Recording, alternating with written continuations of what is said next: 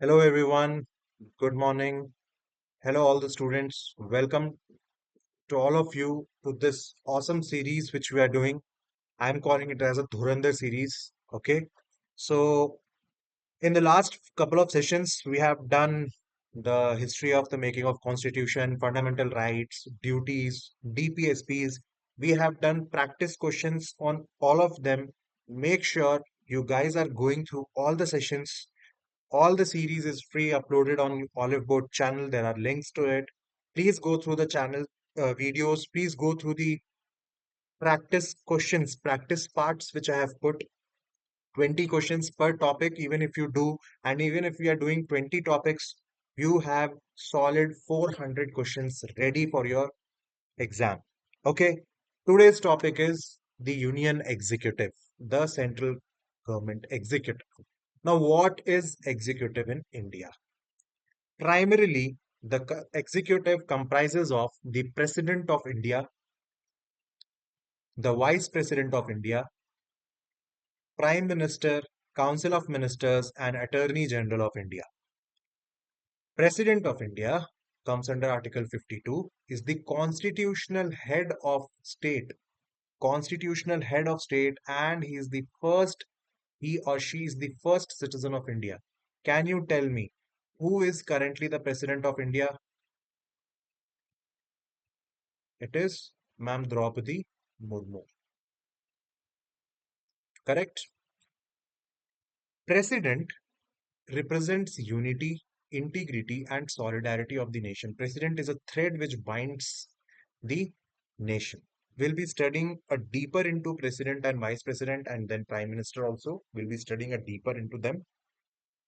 So, as per the table of president, the first position, the highest office of India is occupied by President of India. The second highest office is the Vice President. This is the second highest constitutional office, ranked immediately after President in official warrant of precedence. So there is a table of precedence. You should know. If you don't know, please Google it. Please have a look. That table of precedence, the first position is occupied by President of India. The second position is occupied by Vice President. The third place is occupied by the Prime Minister. Like that, we have various almost to 24 to 28 positions are there. Then we have Council of Ministers and Attorney General. He is ranked immediately after the President. So this is what majorly comprises of the Executive of India: President, Vice President, Prime Minister, Council of Ministers, and Attorney General. Let us have a deeper look. Let us dive deeper into it. To be a President of India, what are the things required? Correct? Can anyone become a president of India? No, no, no, no. Even to become an IPL player, we need certain qualifications. No, that player should be, very good in sports. Even in getting a selection in IPL or Ranji Trophy is so difficult. Think about president. First thing, he or she should be a citizen of India. Okay, completed 35 years of age. Whatever are topics I am touching in my lecture series, they are super important. They are either asked multiple times or asked at least once and will be asked in future for sure. So whichever topics I'm touching here, make sure you guys are following them up and you are practicing these topics. Okay? Okay. Let us go ahead. So 35 years of age, they should be eligible as a member of Lok Sabha. Please remember this. President should be eligible to be a member of Lok Sabha, not Rajya Sabha. Okay, don't get confused.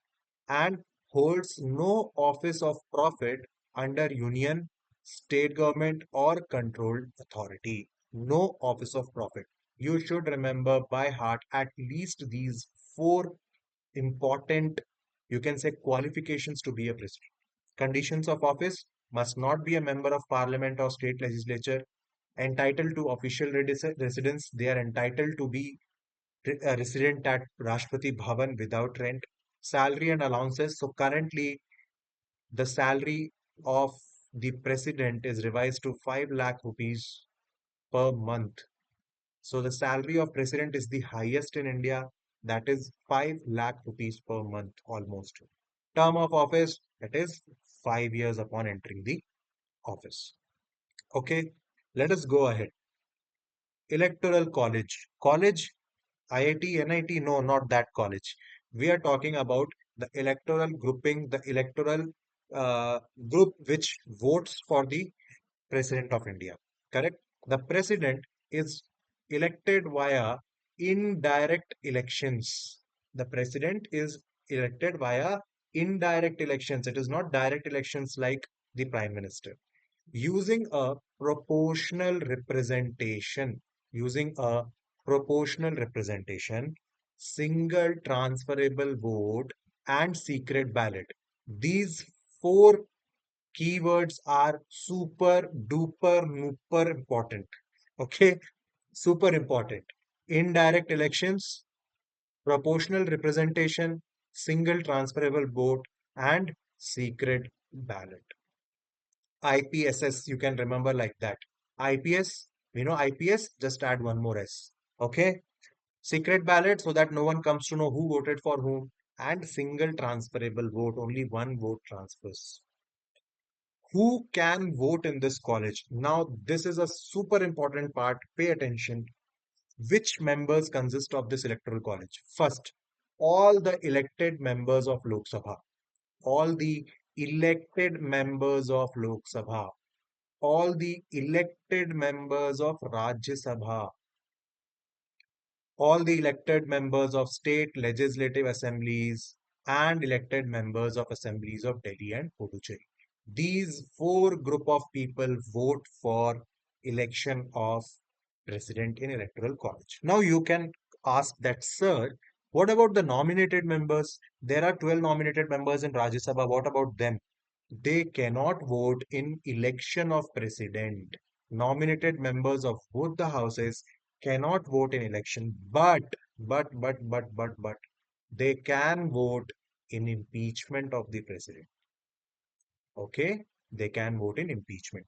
Nominated members of state assemblies, they are also not allowed, and members of state legislative councils are not allowed to vote in election of president. So please remember, only E elected members can vote. Only E elected members. No nominated members. No. N. No nominated members can vote. Like that, you remember. I'll be coming up with tricks to remember. I have been giving tricks in my previous videos, just like these small mnemonics. Okay. No nominated members and only elected members. Okay. Let us go ahead. How does the voting counts? How does the value of vote counts? So state population, we have the state population is divided by elected MLAs into 1,000. This gives the value of one MLA vote, MLA vote value. Okay. Now what happens? The total MLA votes are divided by total elected MPs. So this total is then divided by total elected MPs, and then we get the MP vote value. Total valid votes divided by total candidates plus 1 is the needed quota to win.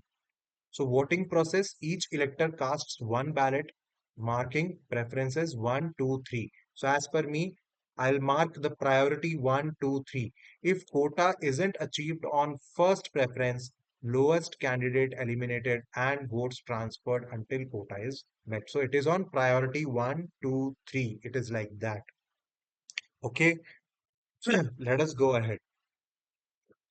Now, what are the powers which the President of India has? What is the arsenal of authority? Correct? I call it as arsenal of authority. So, what are these arsenals of authority? First, he has executive powers. Obviously, he is the executive boss of the country, correct? Executive top boss. Then he has legislative powers also, financial powers as well, judicial powers, military powers. Then the President of India also has diplomatic powers. Whatever functions that take place, they take place in the name of the President of India with other countries. He has veto powers like absolute veto, pocket veto. Then they have emergency powers like national emergency imposition, president rule, and these are the almost 8 powers which the President of India enjoys. Emergency powers were amended by 42nd Amendment, and the President of India was bound by Council of Ministers advice, written advice, written consent from Council of Ministers. This was once misused by Indira Gandhi and she had imposed emergency. So this was corrected. Okay. And in 44th Amendment of the following, it was allowed returning advice once. So the advice tendered was allowed to return once by 44th Amendment 1978. Please remember roughly these are the powers. The question might come that the president is not having any judicial powers. It is true or false. So you should know about it. Next, we have executive and legislative roles. The executive powers are he is the appointer. Okay, we can call it as the appointer. How? He appoints all the important offices you can imagine. First, prime minister and minister. Obviously, prime minister wins the election, but it is appointed by he is appointed by the president. And ministers, attorney general. Okay, comptroller and auditor general, UPSC members, chairman UPSC, all the governors, finance commissions, election commissioners, chief election commissioner, all of them are appointed by President of India. Also, he administers union territories and he appoints commissions for SC, ST, OBC, and interstate council. So, see, you can see why we are calling him as an the appointer. Now, let us call him the parliamentarian also, because he has some legislative powers also. We saw, right? First, he will summon and prorogue the Parliament Assembly. He calls for the joint sitting. If there is a joint sitting, it is called by the President of India. Correct? He will always address the first session of after elections every year and the first session of every new year. Okay? He can dissolve the Lok Sabha and he nominates 12 members to Rajya Sabha and 2 members to Lok Sabha. Is it right? Is it any more right? No, it is not. By 104th Amendment Act, this provision has been cancelled. Now there will be no more nominations of Anglo-Indian members to Lok Sabha. This has been cleared away with 104th Amendment Act.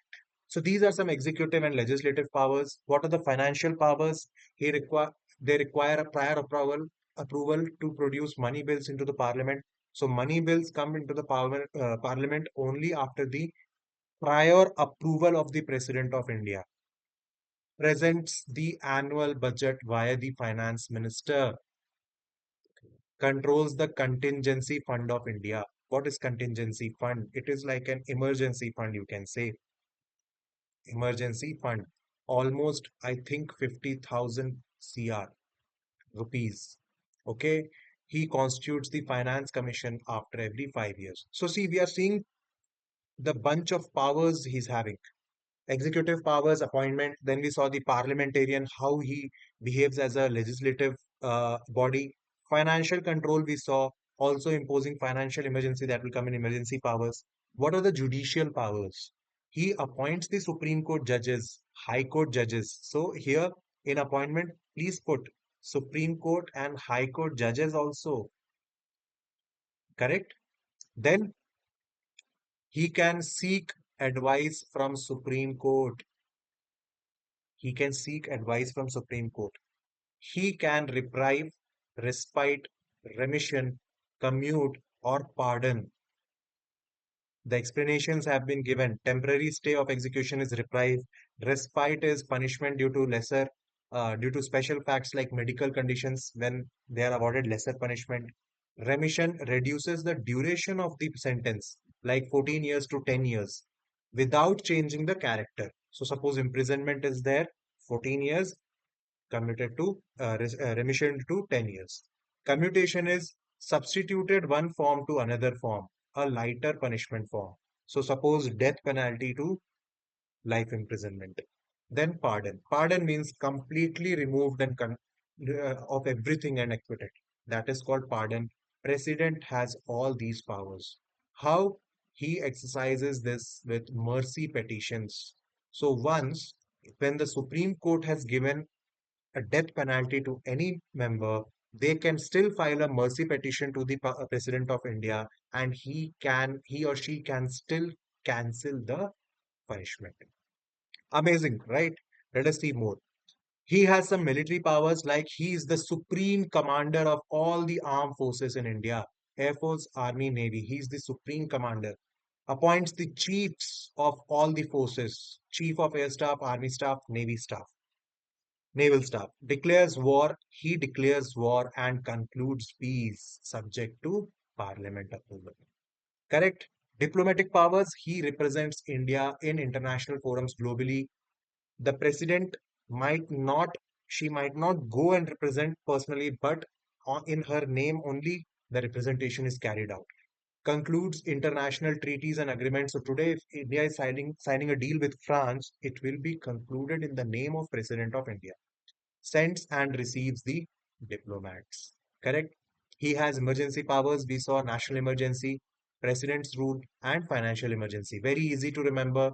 352 national emergency plus 4, 356 state president rule or state emergency, and plus 4, 360 financial emergency. Correct? Easy to remember. Please stay tuned with me, stay connected with me. We'll be following all the topics, we'll be covering every topic, and then after every topic, I'll be bringing practice questions on that. Okay. Then he has some vetoes also. How? Absolute veto. He can reject the bill completely, ending its life. He can reject a bill completely. Suspensive veto. He returns the bill for reconsideration. He can return the bill, but once the parliament passes it again, he has to give the assent. He cannot withhold the assent next time. The assent has to be given. So this is called suspensive veto, where he can return the bill once. And pocket veto. He takes the bill and keeps in the pocket, and then keeping the bill pending indefinitely. How will you remember this pocket veto? Sometimes it is there, no, we keep some money in the pocket and it is in the pocket only. It goes into the washing machine and till end time it will be in pocket. So pocket veto, taking no action indefinitely. So no veto for constitutional amendment bills. Please remember, there is no veto with the President of India for CAB, Constitutional Amendment Bill. This was done in 24th Amendment Act. It made presidential assent mandatory. So if there is a constitutional amendment bill, the president has to give his assent. There is no veto in that. Okay. So we have been seeing all the powers. Let us see the ordinance power. Ordinance power, Article 1, 2, 3. What is an ordinance? It is a temporary legislation, or you can say it is a temporary law. When he can give a ordinance, Parliament, when it is not in session, can only be invoked when both the houses are in recess. Correct? Phase 2, President issues the ordinance. Requires Council of Ministers approval. Please remember, it is not single-handedly. He has exact he has the exact same force as Parliamentary Act. Whenever an ordinance is carried out, it is the same value and power of an Parliamentary Act. Can have retrospective effect, means it can be put on a theme or topic on a back date, and can amend laws but not the constitution. Please pay attention. The most important point here: ordinance cannot amend the constitution. Okay, the ordinance is laid before both the houses. Phase 3 and phase 4, the 6 week countdown. Now, what is this 6 week countdown? It must be approved by the parliament within 6 weeks of reassembly. Both the houses should approve that ordinance, and then it continues to be a law. If they don't approve it, it ceases to operate. It will automatically get cancelled. Okay, it can be withdrawn by the president any time. So please remember, ordinance is super important. Article 1, 2, 3. Okay, so we have been learning about the powers of president. I hope you're following up with me. A super duper important topic from examination point of view. Please follow up with me. Please keep revising. Next, The impeachment. Can the president be removed from his office? Yes. He can be removed only on one ground. Only on one ground. What is that? So the sole ground is removal on violation of the constitution. Sir, violation means what? So meaning is not defined in the constitution. What do we mean by violation? There is no specific definition to it. Okay. So initiation and notice. How will the impeachment process take place? First, there will be an initiation. How? One-fourth of the members of the house should initiate a notice initiated by either house. Any of the house can do. It requires a 14-day prior notice. So how many total members? One-fourth of the member, be it Rajya Sabha or Lok Sabha. One-fourth members. First house to vote. So the initiating house, they must pass the impeachment resolution by two-third majority. Two-third majority of total membership of the house. So if it is 543, calculate two-third as per that. The investigation will be carried out. The second house investigates its charges. The president has the right to appear in that and defend herself. Final vote and removal. If the second house also passes it with two-third majority, president is said to be impeached. He is said to be removed from the office. These data, these figures are super important from our exam point of view. Please mug them up, drink them, swallow, inject, whatever you do, you can do, but these are super important. Please remember one-fourth and two-third. One-fourth is the initiation minimum number required, and two-third of the total membership of the house is the majority. Special majority. Okay. Till now, no president has been impeached in India. No president. Because it is so tough to impeach. Okay. So this was all about the president of India. We saw in a crisp, elaborated manner. Now, Vice President of India, he is the ex officio chairman of Rajya Sabha, number two in the table of presidents, presides over the upper house. So he presides over the Rajya Sabha. Acting president when he steps in during vacancy. Now, how can the vacancy happen in president? Death, resignation, and removal for a maximum of 6 months. He performs president's duties during absence. After that, a re-election has to take place. What are the qualifications? Terms 5 years. He has to be a citizen. 35 years of age. Same. No office of profit. To be the vice president, he has to be eligible for election as Rajya Sabha member. For president, it was Lok Sabha, unlike the president, which was for Lok Sabha. 5 years eligible for re-election. The president is also eligible for re-election. In United States of America, one president cannot continue after second office. Only two times they can be a president. But India, it is not like that. Okay. President versus vice president. Let us have a, you can say, synthesis matrix. Electoral college, we saw both elected and nominated MPs will vote for vice president. No MLAs will vote. But here, MLAs can vote, but no nominated. Please remember, no nominated. No nominated. Legislative Assembly requirements, qualification as Lok Sabha member, and here vice president should be a Rajya Sabha member. Requires formal impeachment, two-third of majority in both the houses. But for vice president, there is no formal impeachment. They can be removed by effective majority and agreed by Lok Sabha, simple majority within 14 days. So imagine a vice president, the removal notification should come in Rajya Sabha only, and their effective majority is required. Once Rajya Sabha has passed, the Lok Sabha can just give a simple majority and the vice president will be removed. That is not the case in president. It is tougher. Vice president takes over for 6 months if there is a vacancy in president's office, and if vice president is remaining vacant until a new election is held, continues till the successor is joined. Office remains vacant. Please remember this. Now, the next part of the executive will continue one by one. Just one thing, in case of succession, in case of vacancy of president, death due to expiry, death, resignation, impeachment, or disqualification, election must be held before term expiry. If delayed, president continues till successor joins.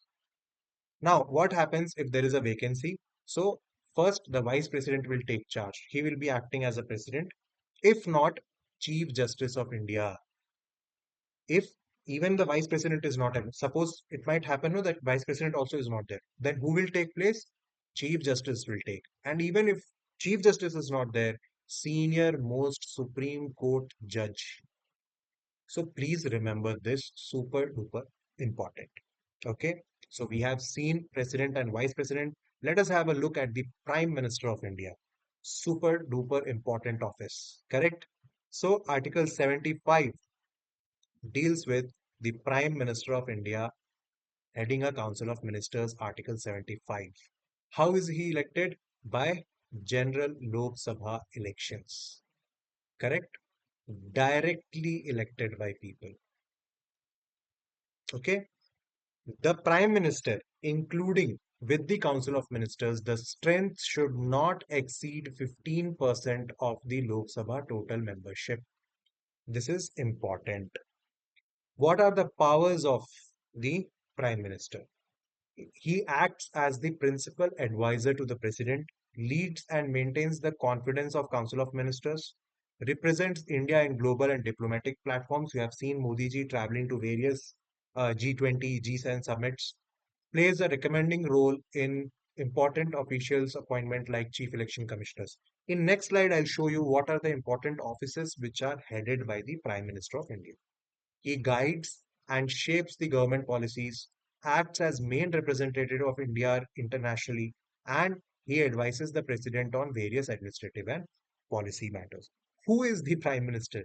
He is the leader of the Council of Ministers and driving force behind them, backbone, the boss, the reporting manager of all the cabinet ministers. What are some of the powers of Prime Minister of India? Okay, so he is the head of the government, correct? He is the head of the government and he heads several key bodies. Now, I have brought these bodies for you. What are these bodies which he heads? First, Cabinet of India. He is the boss of the Cabinet of India, head of Council of Ministers. Second, he is the chairperson of the Niti Aayog, National Institution for Transforming India. Correct? Think tank for cooperative and competitive federalism. Third, he is the head of Interstate Council, facilitates coordination. Fourth, National Integration Council. He addresses issues of communal harmony. National Water Resource Council. Then we have National Disaster Management Authority, NDMA. He's chairing NDMA. Nuclear Command Authority is chaired by the Prime Minister of India. Appointments Committee of Cabinet, Cabinet Committee on Security, Cabinet Committee on Economic Affairs, and Cabinet Committee on Political Affairs. These are some of the 12 offices. These are not all, but I have brought the top 12 offices for you, which rarely we find on any open YouTube platform in lectures where people provide. These are the important offices headed by the Prime Minister. So we have seen some of the most important offices headed by the Prime Minister of India. Let us have a look. Let us go ahead and see what are Council of Ministers. Article 74 provides with the Council of Ministers. The size of the council is determined by the constitutional provisions and practical requirements under President's authority. But always remember, Council of Ministers plus PM should not exceed 15% of the strength. 15 number, please keep in mind, guys and girls. Powers responsible for framing and executing government policies. They aid and advise the president in India, and collective responsibility. They resign if the prime minister leaves the office. Please remember, the Council of Ministers are collectively responsible to Lok Sabha. Super important. The Council of Ministers are collectively responsible to Lok Sabha, not Rajya Sabha, only to Lok Sabha, not the Parliament also, Lok Sabha. Structure. It comprises of the Prime Minister as the head, cabinet ministers, Minister of States, and deputy ministers. So there are four ranks to ministers also. Functions as leadership and direction of minister, prime minister. Each member is allocated specific department or portfolios. Okay, like defense minister, finance minister, home minister, like that. So who is the leader of the Council of Minister? Prime Minister. Cabinet ministers, who are they? They are the senior ministers. Correct? They are senior managers, you can say. Minister of State, assistant manager, assistant cabinet ministers, and deputy ministers. It is a hierarchy given in the ministers. Council of Ministers is the real executive authority of India. They frame policies, execute decisions, and they are collectively responsible to the Lok Sabha. Let us go ahead. Finally, the Attorney General of India, Article 76, strength, only one individual holds the position of Attorney General. Only one. Power, they serve as chief legal advisor to Government of India. So they deal with legal advisory, represents the government in Supreme Court and other judicial forums, and they perform legal duties assigned by President. Who appoints Attorney General? President. Provides legal expert to the government, appears on behalf of India, Government of India, and participates in proceedings before the Supreme Court. Please remember, the Attorney General is the highest legal officer of the country, of the Indian Union, ensuring legal guidance and representation. They are the chief legal advisor, representing the Government of India in court, act on legal matters, and supports the rule of law. So, a beautiful session we had, correct? A beautiful session on the Union Executive. We dealt with every aspect of the Union Executive. I really, really request you to like, share, and subscribe such awesome lectures. Stay tuned with me. Stay connected. Next part, I'll be bringing some practice questions on this Union Executive. Then I'll bring legislature also. We'll be covering all important topics for the exam. Stay tuned. Stay connected. Thank you.